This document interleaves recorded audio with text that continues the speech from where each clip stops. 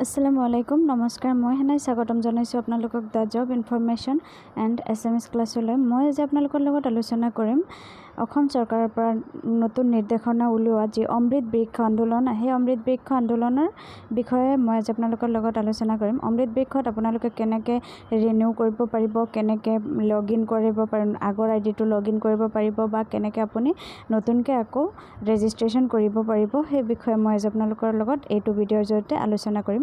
গতিকে আহক সময় নষ্ট নকৰি মই ভিডিঅ'টো আৰম্ভ কৰোঁ। তাৰ আগতে মই আপোনালোকক আৰু এটা কথা কৈ থওঁ, যদি আপুনি মোৰ চেনেলত নতুন আহিছে তেতিয়াহ'লে অনুগ্ৰহ কৰি মোৰ চেনেলটো ছাবস্ক্ৰাইব কৰিব আৰু লগতে বেল আইকনটো প্ৰেছ কৰি ৰাখিব, যাতে আগলৈকে আপুনি এনেধৰণৰ ভিডিঅ'সমূহ পাই থাকিব পাৰে আৰু মোক আগবাঢ়ি যোৱাত সহায় কৰিব। আৰু যদি আপুনি মোৰ চেনেলত আগৰ পৰা ভিউৱাৰ্ছ হয় তেতিয়াহ'লে অনুগ্ৰহ কৰি লাইক, কমেণ্ট এণ্ড শ্বেয়াৰ কৰিবলৈ নাপাহৰিব। যে নহওক আহক, ফাৰ্ষ্টত আপুনি এটা কাম কৰিব লাগিব। ফাৰ্ষ্টত আপুনি হেৰিত গৈ গুগল বা গুগল ক্ৰমত গৈ আপুনি অমৃত বৃক্ষ আন্দোলন বুলি চাৰ্চ কৰিব। চাৰ্চ কৰাৰ পিছত আপুনি চাব ইয়াতে অপশ্যন আহিব, ৱেবছাইটটো আহিব যে অমৃত বৃক্ষ আন্দোলন, নাইবা তলত আহিব চাওক অমৃত বৃক্ষ আন্দোলন যোনটো এপ আছে সেই এপটো আপুনি ইনষ্টল কৰিব পাৰিব। ইনষ্টল কৰিলে তাৰ পৰাও কৰিব পাৰিব। যেনক মই সেইটো এপ ইনষ্টল কৰা নাই, মই ৱেবছাইটৰ পৰা কৰিম। আপুনি এইটো আহক, তাৰপিছত আপুনি এটা পেজ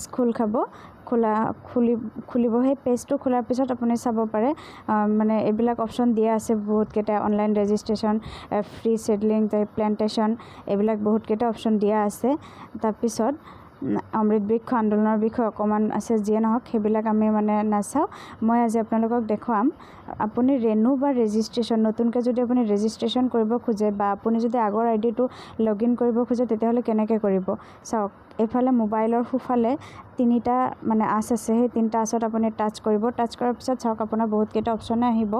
হোম, তাৰপিছত SOP, তাৰপিছত ইনফৰমেশ্যন, তাৰপিছত ডাউনলোড এপ, তাৰপিছত লগ ইনত মাৰিলে আপুনি আগৰ যোনটো হেৰি আছে, আগৰ যোনটো ID আছে সেই ID বা সেই তাৰপিছত এই চাওক আপোনাৰ যোনটো আগৰ মোবাইল নাম্বাৰ আছে, যোৱাবাৰ কৰোঁতে যোনটো মোবাইল নাম্বাৰ দিছিলে সেইটো মোবাইল নাম্বাৰে আপুনি কি কৰি ইয়াতে লিখিব লাগিব। লিখাৰ পিছত আপুনি সেইটো মোবাইল নম্বৰত এটা OTP যাব। OTP যোৱাৰ পিছত আপুনি ইয়াতে OTPটো বহাব লাগিব। বহোৱাৰ পিছত আপোনাৰ সেই আগৰ যোনটো পেজ আছিলে বা আপোনাৰ যোনটো আগৰ ৰেজিষ্ট্ৰেশ্যন নম্বৰ আছিলে সেইটো খোল খাব। আৰু যদি আপুনি এনেকৈ নকৰে, ডাইৰেক্ট চাব পাৰে ইয়াতে আৰু মানে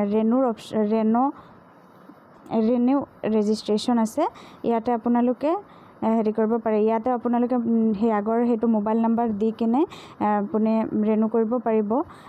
তাৰপিছত সেই মোবাইল নম্বৰ দিয়াৰ পিছত সেই লগ ইন কৰাৰ নিচিনাই ইয়াতেও OTP আহিব। সেই OTPটো আপুনি ইয়াতে বহোৱাৰ পিছত ছাবমিট কৰি দিব। ছাবমিট কৰি দিয়াৰ পিছত আপুনি ইয়াতে ছাবমিট কৰাৰ পিছত আপোনাৰ নেক্সট এটা পেজ আহিব। সেইটো পেজত আপোনাৰ ৰেজিষ্ট্ৰেশ্যন নাম্বাৰ থাকিব। সেই ৰেজিষ্ট্ৰেশ্যন নাম্বাৰটো আপোনালোকে ৰাখি থৈ দিব, আগলৈকে সেইটো চাগে কামত আহিব। আৰু চৰকাৰৰ পৰা নিৰ্দেশনা দিছে যে সেইটো যাতে আপোনালোকে কি কৰে, আপোনালোকৰ যোনটো আত্মসহায়ক গোটৰ যোনটো প্ৰচিডিং কপি আছে সেইটো কপিত লিখি ৰাখিলে বস্তুটো আপুনি আকৌ মানে বিচাৰি পোৱাতে সহজ হ'ব। যিয়ে নহওক আপুনি এনেকৈ মানে ৰিনিউৱেলটো কৰিব পাৰিব। আৰু যদি আপুনি নতুনকৈ ৰেজিষ্ট্ৰেশ্যন কৰিব খোজে তেতিয়াহ'লে এইটো নিউ ৰেজিষ্ট্ৰেশ্যন আছে যোনটো, ইয়াতে গৈ কিনে আপুনি হেৰি ৰেজিষ্ট্ৰেশ্যনটো কৰি ল'ব পাৰিব।